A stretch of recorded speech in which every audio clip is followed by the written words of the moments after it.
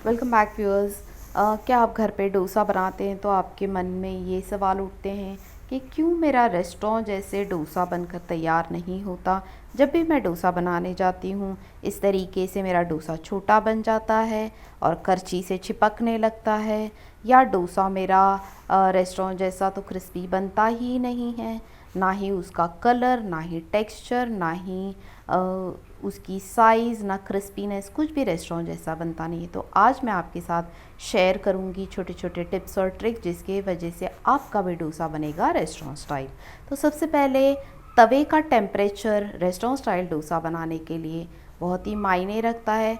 First scenario में ये देख लेते हैं कि अगर आपका तवा बिल्कुल भी प्री हीटेड नहीं है, सुबह जल्दबाजी में आपको टाइम नहीं है प्री हीट करने का, ठंडे तवे पर अगर आप ग्रीसिंग करेंगे और उस पर बैटर फैलाएंगे तो आपका बैटर किस तरीके का होगा वो देख लेते हैं। अब मैं ठंडे तवे पर या 1 या 2 मिनट प्री हीट किए हुए तवे पर मैं बैटर फैलाऊंगी तो इस तरीके से कॉन्सेंट्रिक रिंग्स फॉर्म नहीं होंगे, छोटा सा डोसा बनेगा, स्प्रेड करना मुश्किल होगा और डोसा मेरा बिल्कुल भी ज़्यादा बड़ी साइज़ का नहीं होगा।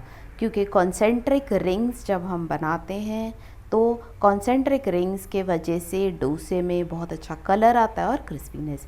क्योंकि हमने ठंडे तवे पर हमारे डोसे को फैलाया, आप देख सकते हैं बिल्कुल भी कलर नहीं आया हुआ है हमारे डोसे में, सफ़ेद का सफ़ेद डोसा बनकर तैयार हुआ है। आप देख सकते हैं डोसा मेरा टूट भी रहा है क्योंकि हमारा तवा ठंडा था।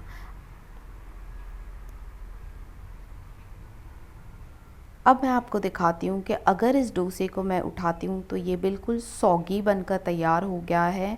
और क्योंकि हमने ठंडे तवे पर इसको फैलाया था, डोसे ने बिल्कुल तेल पी लिया है और डोसा बन गया है बहुत ज़्यादा ऑयली। तो ये गलत तरीका है, ठंडे तवे पे बिल्कुल भी बैटर को नहीं फैलाना है। अब हम दूसरा सिनेरियो देखते हैं जहाँ पे हम ओवर हीटेड तवे पे बैटर को फैलाएंगे।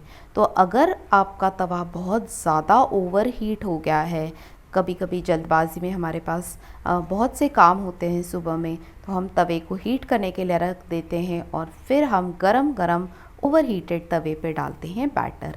जब ओवर हीटेड तवे पे हम डालेंगे बैटर तो इस तरीके से आपका डोसा तवे से चिपकने लगेगा, फॉर्म नहीं होगा और करछी से बैटर चिपकने लगेगा और करछी पर बैटर पकने लगेगा। आप देख सकते हैं तवे से बहुत ज़्यादा भाप आ रही है जिसके वजह से आपका डोसा बिल्कुल ड्राई बनेगा, सारा मॉइस्चर उड़ जाएगा ओवर हीटेड तवे की वजह से और आपके डोसे में क्रैक्स नज़र आएंगे।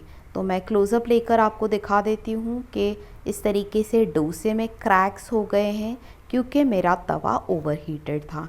तो साइज़ तो हमारी बड़ी हुई नहीं, छोटा सा डोसा बना है, कलर आपको नहीं आएगा और आपका डोसा बनेगा सख्त। अब मैं आपको सही टेम्परेचर बताती हूँ कि सही तरीका क्या है।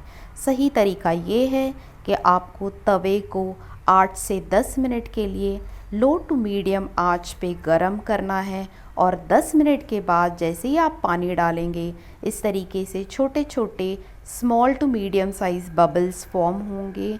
ये सही टेम्परेचर है और ये टेम्परेचर जैसे बबल्स आएंगे तभी आपको समझना है कि आपका तवा सही टेम्परेचर पे प्री हीट होके रेडी हो गया है। आपको तवे को 8 से 10 मिनट के लिए लो टू मीडियम फ्लेम पर गरम करना है। पानी के छींटों को पोंछ लेंगे, आँच को बिल्कुल धीमा रखना है और फिर ही हम पहले तवे को ऑयल से ग्रीस कर लेंगे। पहला डोसे के लिए ऑयल की ग्रीसिंग ज़रूरी है, बाद में आप ऑयल की ग्रीसिंग ना भी करें तो कोई बात नहीं। अब मैं आपको डोसे का बैटर दिखा देती हूँ। डोसे के बैटर की कंसिस्टेंसी यही रखनी है। हम सब जानते हैं कि डोसे के बैटर की कंसिस्टेंसी को ये रखने से हमें डोसा फैलाने में आसानी होती है। अब हम बैटर को फैला लेंगे।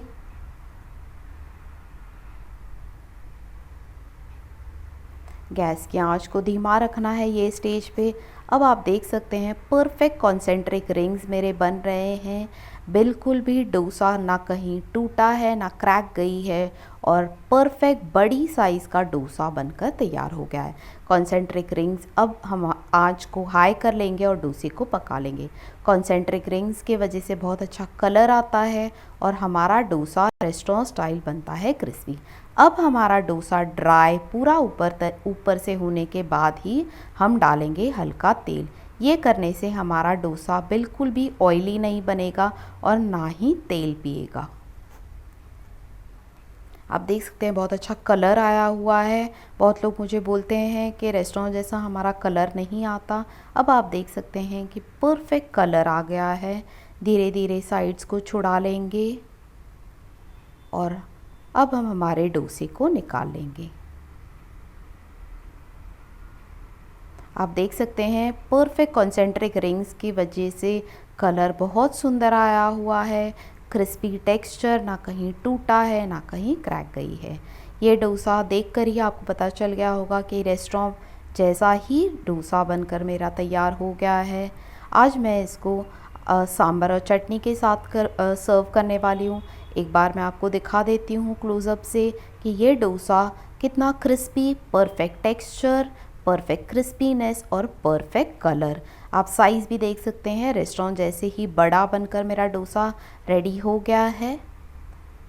वाह, ये देखकर ही मुझे खाने का मन हो रहा है इस डोसे को। परफेक्ट टेक्सचर बन के रेडी हो गया है। क्रिस्पी डोसा मेरा रेडी है।